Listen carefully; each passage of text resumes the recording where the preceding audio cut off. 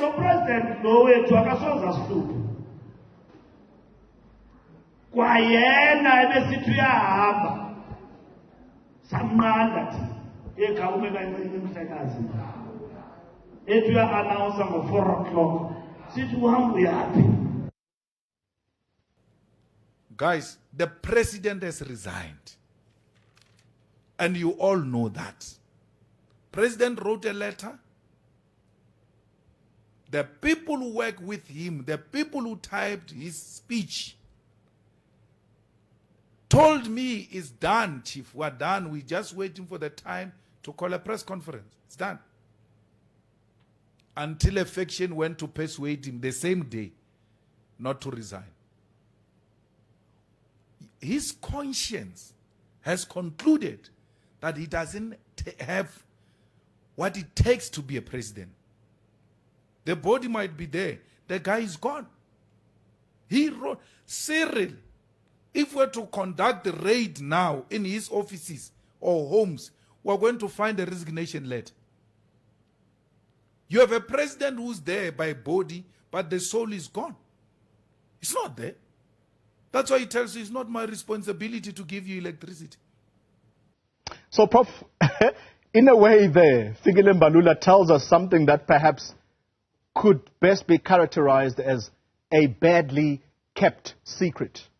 We were told that it was mere speculation that President Ramaphosa had actually resigned on the back of the Phala scandal, and ANC officials went to his house, I think it was in Cape Town, to convince him not to resign. So we know today that indeed it is a fact that President Ramaphosa, if we are to believe Fikile MBALULA, he actually resigned. And so I want you, Prof, to draw these parallels for me, because Fikile MBALULA says, Jacob Zuma, you've troubled us for many years, scandal after scandal, but we stood firm, we stood behind you and defended the indefensible. He even uses that term. And then we have a new president now, whom you are so intolerant of that you've chosen to go and establish the MK party. And yet, this president was willing to resign on the back of the Phala scandal. Is he correct in drawing those parallels between the two?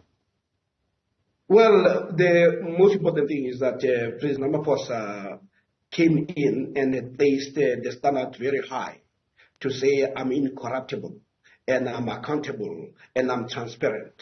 Then when that was shown not to be true, and when you had the most scathing commentary by a panel that was chaired by a judge, which pointed out to a series of violations, some of the constitutional nature and some of the criminal nature, he felt that he is actually cornered. But you have now people whose existence is dependent on him. So it was their duty to make sure that they protect their interest by saying, you are not going anywhere. But as I say, all these things are things that are going to play themselves out in the public as the matter go to court and as opposition parties begin to take advantage of the president who's got his back against the wall.